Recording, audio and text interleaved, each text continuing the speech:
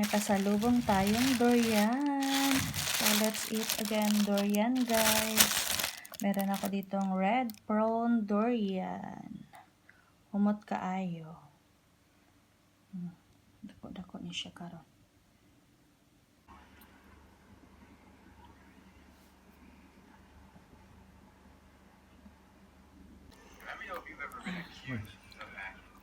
Ayan. Lamig kay nga durian, oh.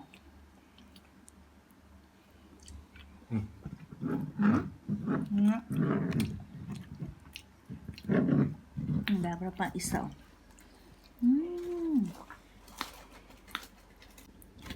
Nah. Ah. Orange color. Yan. Kayo. Nah, you eat this one. Musang King durian. Merong star dito sa pinakadulo niya.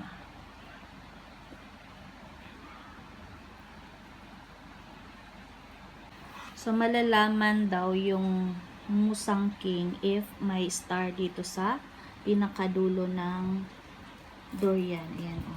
Ayan, o. Sa Chinese, ang tawag dito ay Mao Shan Wang. So, ito yung kanyang guys, oh, laman. See?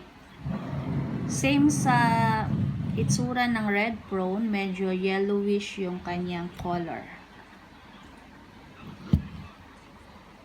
Malaki din siya, guys. Malaki din yung laman. The seed very small eh. Yung buto daw niya ay mas little. Pag kinain mo ito, ang buto niya ay mas maliit compared dun sa red prawn. Malaki siya, pero yung buto niya mas maliit inside. So, tikman natin, guys. Sarap, oh. Para siyang candy taste. Sarap. Ang buto niya, guys, tingnan nyo. Ang liit. Busin ko, ha.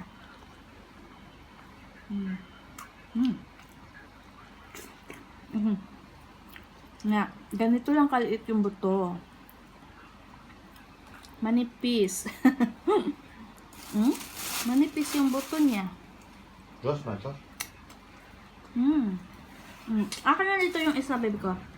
Show them. Here. Ito, guys, oh, ang isa. Sulit na sulit. Busog kaayo. Just na.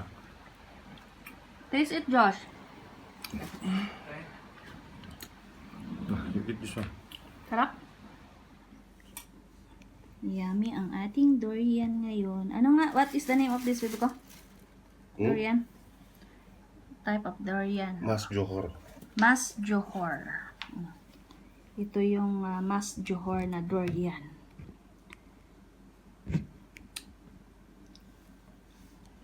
Mas Johor daw ang name.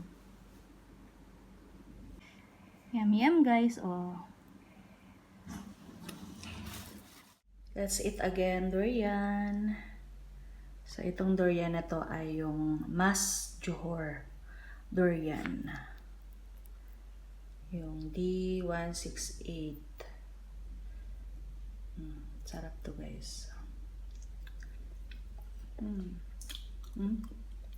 Yung lambot. Para talagang candy. Ang